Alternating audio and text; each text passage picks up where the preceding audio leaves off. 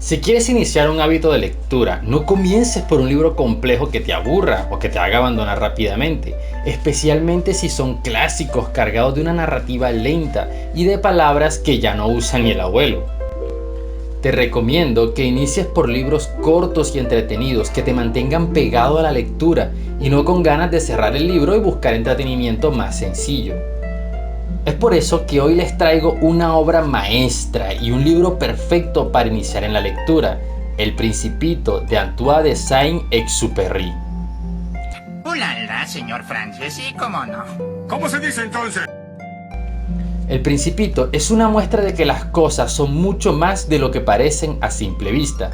Escrito en 1943 por Saint-Exupéry en su lengua natal, el francés, se convirtió en su obra magna y la obra más popular de la lengua francesa, con más de 250 traducciones hasta la época, y la obra infantil más famosa que existe, incluso sobrepasando a grandes como los cuentos de los hermanos Grimm.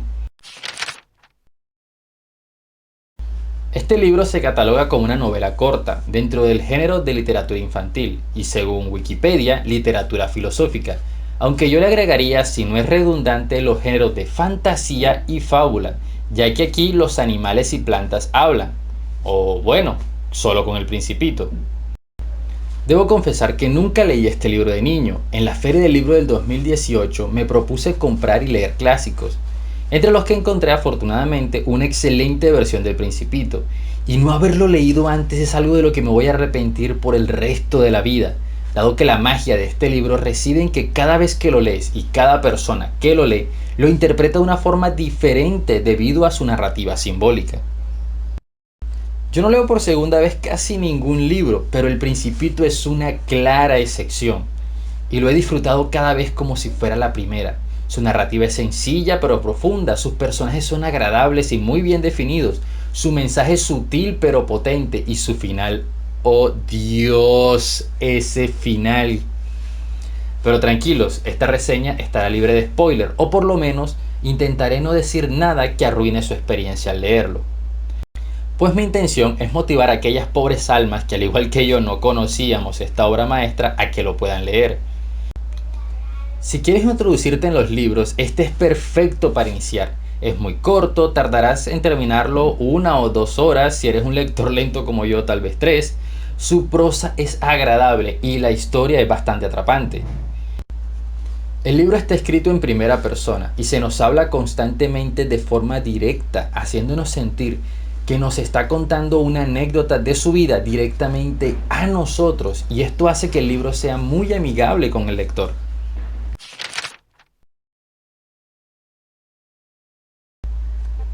El primer personaje que encontramos es el narrador mismo. Nos habla de algunos hechos de su infancia que lo llevaron a alejarse de su sueño de ser dibujante y dedicarse a una labor más apropiada para un adulto. Y desde la primera página ya nos estamos llenando de cuestionamientos de nuestras decisiones de vida y de cómo lo que la sociedad espera de nosotros al crecer realmente nos convierte en seres irracionales e infelices solo para poder encajar, olvidándonos de nuestro niño interior. Las personas mayores me aconsejaron abandonar el dibujo y poner más interés en la geografía, la historia, el cálculo, la gramática.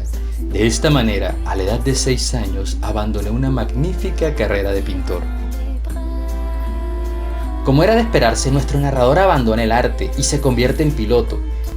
El sueño de ser dibujante no es solo adorno o para la construcción del personaje, sino que hace parte esencial de la narrativa del libro, ya que en casi todas las páginas encontramos dibujos que no solo ambientan muy bien la historia, sino que hacen parte de la historia. Y una edición del libro que no posea ninguno de los dibujos perdería mucho de su valor. En uno de sus viajes, el aviador sufre un accidente y queda varado en el desierto del Sáhara, con agua y comida solo para 7 días, por lo cual debe apresurarse en reparar su avión. Pero de la forma más inesperada, un pequeño niño de cabellos dorados se presenta frente a él en medio de la nada y le pide un dibujo. La primera noche dormí sobre la arena, a unas 1000 millas de distancia del lugar habitado más próximo. Estaba más aislado que un náufrago en medio del océano. Imagínense pues mi sorpresa cuando al amanecer me despertó una vocecita que decía: Por favor, dibújame una oveja. Cuando leí esto me pregunté inmediatamente si era real, o solo un espejismo del desierto, o una creación de la mente debido a la soledad. Y siendo sincero, aún no lo sé. Este niño es el Principito, un chico reservado de palabras y muy insistente en sus preguntas. El Principito cuenta muy poco al aviador, pero este empieza a concluir su historia poco a poco a través de la información que recolecta. La razón por la cual el Principito se encuentra allí, de dónde viene, cómo llegó al desierto, el porqué de su personalidad y los viajes que anteriormente realizó el Principito. De esta forma se incluyen a más personajes como el hombre de negocios, el rey, el farolero, el bebedor, el geógrafo, y enriquecen la historia representando, a mi entender, diferentes aspectos de la vida vacía del adulto, como la vanidad, los vicios, tener un trabajo improductivo y desagradable, el deseo de liderar o de ser jefe, el anhelo, el reconocimiento de los demás, y todo contado de una forma tan sutil y agradable que jamás suena como un sermón o un texto motivacional o moralista. Como habrán notado, ningún personaje posee nombre propio, se le llaman por su profesión o su rasgo más significativo. Y esto puede deberse a que no son personas realmente, sino símbolos, y de que no existe una persona que encaje con su descripción, sino que existimos muchos iguales.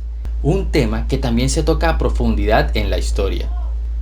Que no posean nombres, lejos de hacerlos distantes, los hacen más fáciles de recordar y de relacionar con nuestras propias vivencias, diferentes si se llamaran Pedro, Juan, Sandra, Quoth o lo que sea. De entre todos los personajes que se nos presentan en los viajes del Principito, los más importantes son la Rosa y el Zorro, los que para mí son los que llevan junto al Principito la trama principal, ya que la Rosa es la causa de que el Principito decida iniciar su viaje, y el Zorro el disparador de que decida finalizarlo.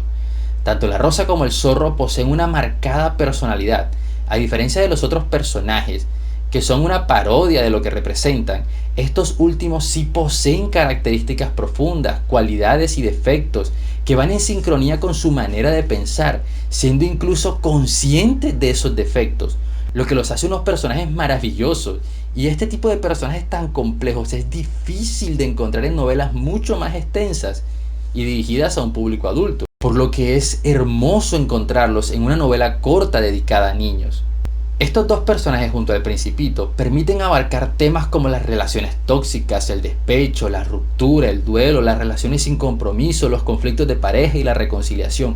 Temas que se tocan con un simbolismo magnífico, que a su vez van acorde a la idea central del texto, siendo el Principito una representación de la niñez, totalmente inocente y despreocupado, que empieza a tomar partido en los conflictos propios de la adolescencia.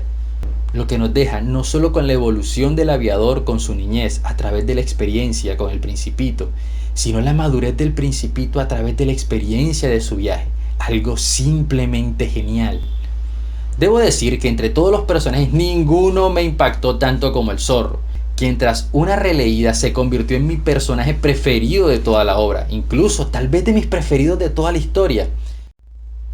Su encuentro con el Principito justo cuando estaba llorando al enfrentar la verdad en un mundo que empezaba a reconocer es sencillamente hermoso. Si el Principito es la voz de la sabiduría y quien dice las frases que marcan la vida para el aviador, el Zorro lo es para el Principito. A tal punto que la mayoría de frases célebres del libro son dichas por el Zorro, o al menos las más célebres. Tú eres para mí solo un muchachito igual a otros, y no te necesito para nada. Tampoco tú tienes necesidad de mí, y soy para ti más que un zorro como otro zorro cualquiera. Pero si tú me domesticas, entonces tendremos necesidad el uno del otro. Tú serás para mí único en el mundo, como también yo lo seré para ti. Otra vez. Y esta estoy seguro que la han visto en Facebook alguna vez. Si vienes, por ejemplo, a las 4 de la tarde, yo desde las 3 comenzaré a ser feliz. Una más. Solo con el corazón se puede ver correctamente.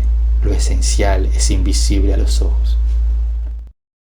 Miren, si algún día Hollywood se anima a adaptar El Principito como una película de acción, no me quedan dudas de que el Zorro sería interpretado por el actor más rudo que encuentren.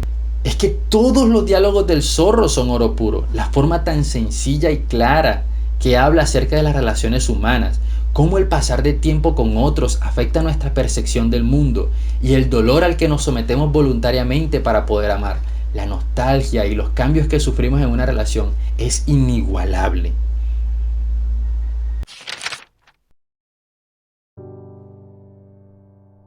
Los últimos capítulos nos hablan sobre la muerte, sobre el temor a ella, sobre cómo afrontarla, sobre el duelo por los que ya no están y la nostalgia de nuestros recuerdos a su lado, incluso del suicidio.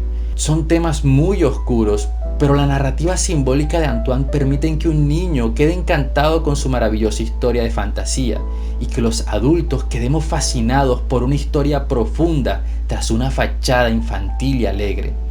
El final para mí es sumamente triste y solo es feliz a través de los ojos de la esperanza, la misma esperanza que el aviador guarda en lo más profundo de su corazón. Y nosotros como lectores tenemos las mismas dudas que él al terminar el libro. Un año después de publicar El Principito, Antoine de Saint-Exupéry subió a su avión para un vuelo de reconocimiento, pero luego de despegar nadie lo volvió a ver jamás, ni encontraron su avión. Se cree que pudo haber muerto en un accidente, pero yo creo que tal vez solo fue a buscar a su Principito.